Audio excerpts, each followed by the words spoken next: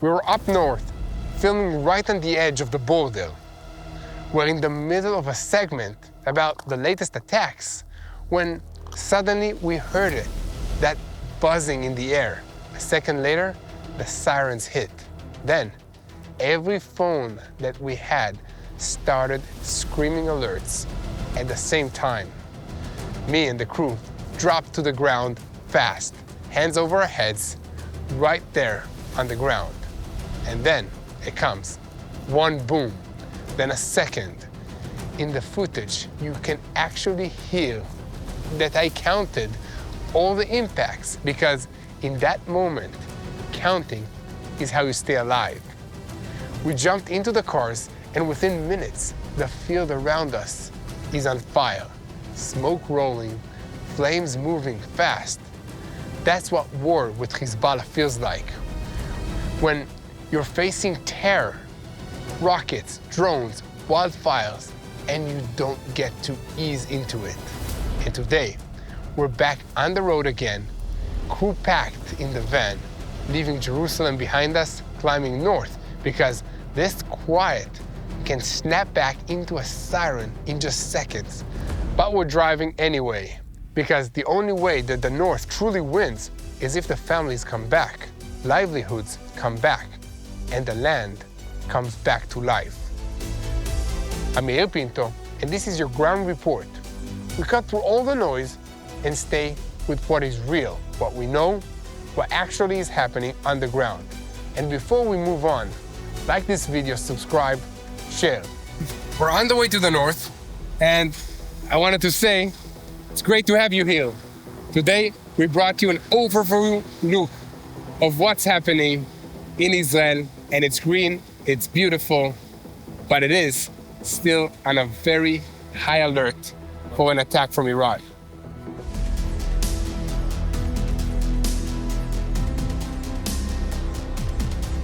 Let's simplify the map for just a second. We're starting in Jerusalem and driving up north towards Israel's communities near the Lebanon border. This is the line that Hezbollah turned into a launch zone for more than a year. And the point of today's drive is very simple. Even after ceasefire language, Hezbollah still exists. It exists as a threat on the border side, on the Lebanese side with the border with Israel. And Israel is still acting to prevent Hezbollah from restoring terror infrastructure in southern Lebanon. So the question up here is practical. Can people return to their houses? Can they walk? Can they live? While Israel keeps the border secure.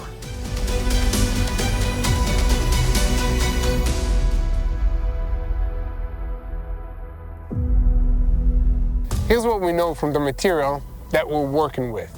Everything that's happening on the ground. Hezbollah dragged the north into a daily reality with rockets, with drones, and with fires. Towns were emptied, families left, fields burned, and Israel hit back hard through a sequence of operations and continued strikes aimed at stopping Hezbollah from rebuilding its capabilities. Now, what's happening right now is that Lebanon's army issued statements about disarming the south. Israel's foreign ministry responded that despite those so-called declarations, there is still extensive Hezbollah military infrastructure south of the Litani River, meaning right here on this border. And dismantling Hezbollah's weapons there remains far from achieved. Israel also said that it recognized some Lebanese efforts, but described them as very limited, while Hezbollah keeps rearming with Iranian support, including as Israel's foreign ministry visits Lebanon inside. So at the same time, the IDF is still striking Hezbollah targets in southern Lebanon, launch sites, military campuses used for training and planning attacks, and shafts used for storing weapons. The IDF message is that Hezbollah and its activity there violates the understandings between Israel and Lebanon and remains an ongoing threat. We also have reports of unusual public evacuation warnings by IDF Arabic spokesperson Avichai Aderi to residents in southern Lebanon, villages, telling civilians to move away from structures that are connected in any how to Hezbollah infrastructure ahead of any kind of strikes. Another important piece in the material is that, according to reports, Hezbollah froze operational cooperation with the Lebanese armed forces south of the Litani River after strikes attributed to Israel, and that in some cases Hezbollah blocked Lebanese army access to certain areas until approval from above. That same reporting describes tension inside Lebanon over weapons stored in civilian areas, friction between supporters, and politically, Hezbollah leadership is rejecting this armament policy. The material includes hardline rhetoric from Hezbollah's Secretary General, Naim Qassem, rejecting the next phase of disarmament and using threatening language. From the United States angle, the material says that Washington is increasing pressure on Beirut, and that Steve Witkoff frames Iran's regional proxies as one of the pillars of any future arrangement, alongside the nuclear issue and the missiles. And the same reporting says Tehran's message is reinforced by the Iranian foreign minister's visit to Beirut, and that it states that Iran intends to preserve its hold inside Lebanon. And one more detail that we must keep careful. There is assessments, not confirmations, about the Iran file heating up and the possibility that Hezbollah will try to insert itself into a wider escalation. In the same material, the IDF's position is also clear.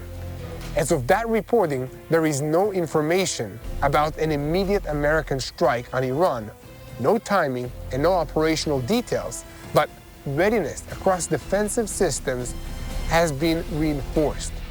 And when the fighting quiets down, even for just a moment, Israel begins to rebuild. Fast, on the surface. Walls get repaired, roads reopen, windows return, but farmland doesn't repair like a wall. An apple field that burns takes time, takes work. A season that's lost, an orchard left unattended during a war. Those are the wounds that stay. So today, we are back in Malchia, in the northern border between Israel and Lebanon, for one reason: to show you what the after looks like, what it takes to bring normal life back, and while rebuilding, agriculture is part of keeping the North alive. And that is where this episode is headed. This isn't a symbol. This is livelihood. If farmers cannot work, families don't return. If families don't return, communities collapse, quietly, without a single enemy tank crossing the border. And that's the war that Hezbollah wanted, not only to hit Israel, but to empty the north of Israelis. So what we are doing here is the exact opposite. We are planting the future back into the ground. And now we are meeting the person who can explain it better than any anchor line, because he lived the battlefield and he lives the land. We're meeting Shai Golani here in the north. Shai lives right here in this community. He works this land, and he just came back from reserve duty in the Gaza Strip. So he knows what it means to move from the battlefield back to the field. Yair, מה קורה? Good. Hello, Eitan, how are you doing? Very good, thank you. Thank you for bringing us to this freezing northern weather here in Israel. More than welcome. What's over this gate? This is a vineyards, one of the best vineyards we have of Malchia. We have a name brand, named Malchia. Really? Of our own wine. We don't make the wine, we make the grapes. The grapes. Over here, on your left, let me open it, you see an apple orchards. Used to be apple orchards until the war. So basically, the border is right here. Like this mountain is already Lebanon. Right. You see that mountain over there? That bunker on top? Yeah. That's Hezbollah on a normal day before the war, October 6th. That's okay? Hezbollah on the top of the Hezbollah mountain. it used to be, not now. So Don't want Hezbollah them used to be there, and Yeah. they opened fire with rockets and burnt and destroyed the apple orchard that used to be here. Yeah. Like you had like apple trees all over the place here. Oh, yeah. Yeah, 40% of our production is gone. What's the need for apples for the population now? We lack of 30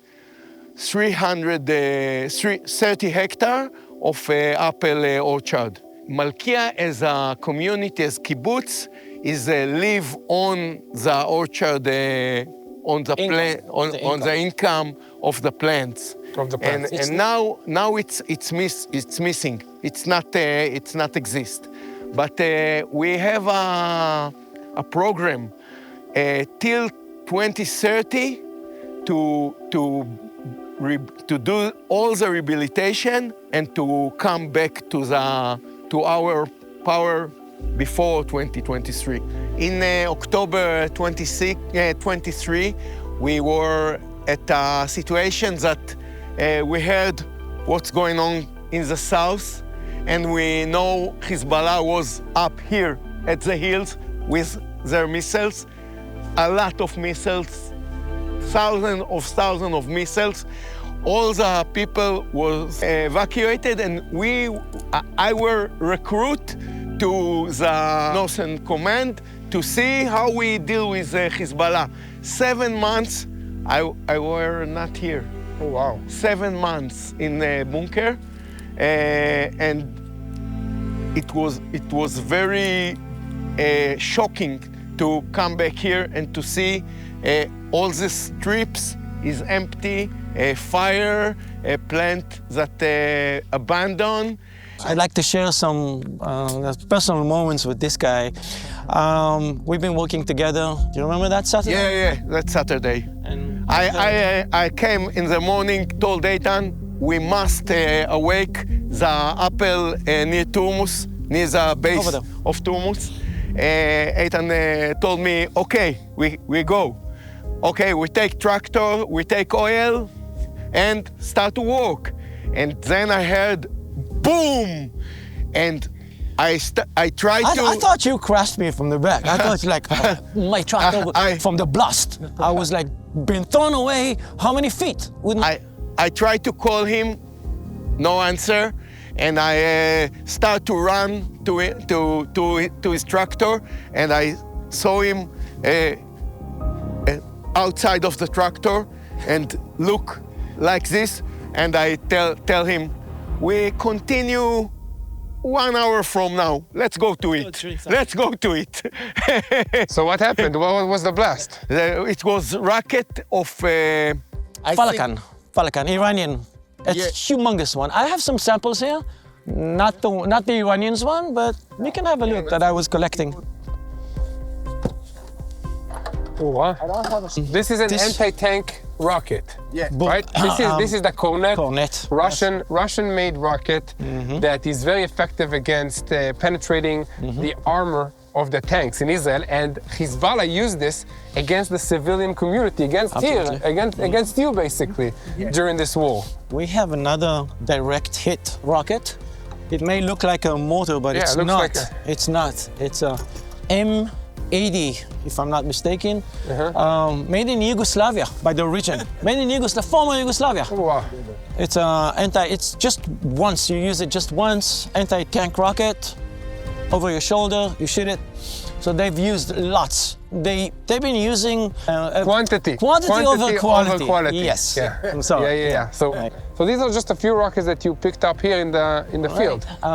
Yeah, I got some more. I got the Grad, in Russian Grad, Hail. Yeah, the Grad missile. This is ballistic. It goes up. It goes up and then down. I think that also Hamas in Gaza used these a lot against our communities. This is the development of the former Katyusha rockets, all Russian.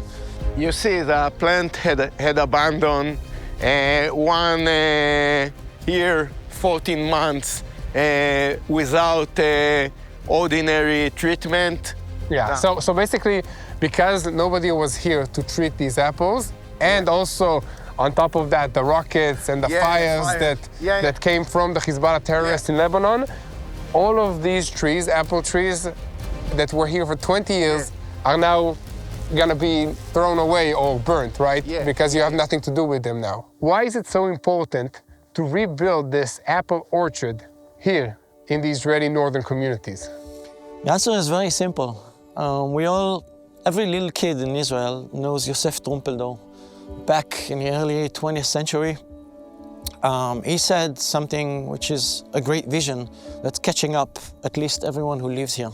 He said, wherever the plow can make it, this is where I wish to see the border of the state of Israel. Mm-hmm. And that's the vision that catching my soul and my body, and I'm devoted to be here. And I would like to add one more thing.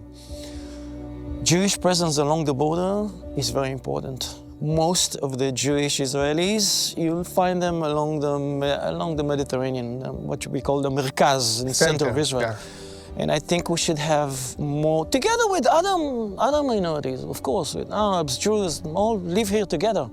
But I'd like to see more of Jewish population down in the desert and here in the Galilee, for sure. Many young families just left this community because they are afraid to be so close to the border, so close to Hezbollah terrorists that are just on this mountain here, overlooking them. And this is hard. And on top of that, there is no work. And that's why it's so important to rebuild this apple orchard, because we want to have jobs for these young families. They want to come back here to do. And this is the reason why it's important to rebuild. If you want to make your living here, it should be based on farming, I would say some security, education, of course. That's going to be the main issues of your income. And we are part of this logo, right? We were talking about high words, about Jewish presence along the border, that we want more and more young families to live here with us. They won't be able to sustain income if we make their living without this. What you see here. Yeah, exactly. And guys, this is why we need you. That's why we're launching the Rebuild Israel campaign. And this time, we are planting apple trees to provide work for the Israelis to come back and to live here on the border between Israel and Lebanon. This is the vision. This is the land that God gave the people of Israel. And we want to make sure that we are here, that we're sustainable, that the people can create something for themselves. So if you want to be part of this vision, go to www.tbn.org/rebuildisrael. Okay, so from here you can see the forces of El-Julani in Syria. You can see the Hezbollah forces in Lebanon. And of course the IDF protecting all of us here. You got it. Share, where are we here now? I see green. It's nice. It's a different change from the other areas that we visited. Where are we, and what's the purpose for this new plantation? I will start with, I'll continue with some compliments for this guy, Shai. Shai is holding a very important job in Malchia. He's the head of the economy, things like that. So he was sparing apart some kind of money from the regular budget of Malchia for one single thing: rebuilding, replanting, recover ourselves. You saw that tractor passing by here? It's part of the rebuilding system of all the damages we've had here. So literally, you had one hand on the gun, defending yourself, I can see, and then the other hand is planting agriculture and rebuilding while the war is happening. This is like the story of Nehemiah in the Bible, that he came and he, with one hand, built the walls of Jerusalem, and with the other hand, he protected himself. The broad wall. Exactly. So it's just amazing, and this is what God called you to do, and that's what you're doing. I love it. I love it. And guys, if you want to stand with the people of Israel and help us rebuild this land, really, for real, these guys here plant another orchard of apples, go to www.tbn.org/rebuildisrael and help us plant the land of Israel here in the northern communities. This Tu BiShvat, rebuilding Israel, means more than planting trees. It means restoring livelihoods, strengthening communities, and helping families return home to the northern border here in Israel after this war.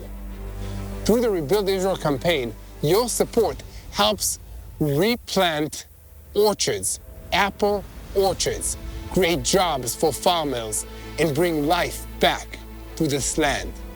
Israel still needs help. Learn more and donate at www.tbn.org/rebuildisrael. Let me land this clearly. This was a ground report about Hezbollah, because the North is still a live front. Disarmament is not complete. Hezbollah is still here as a threat. Israel is still acting to prevent rebuilding of their infrastructures. And this was a ground report about what happens after. Burnt fields, empty towns, families trying to return, in a country proving that it can restart life. So yes, like this video, subscribe, share it. Keep telling the truth. Keep praying. And if you're able, help us rebuild Israel. Go to www.tbn.org/rebuildisrael. And let's pray for the situation. When we pray, let's unite in prayer for the people of Israel, for God's will to be done in this land. Let's unite in prayer for the peace of Jerusalem.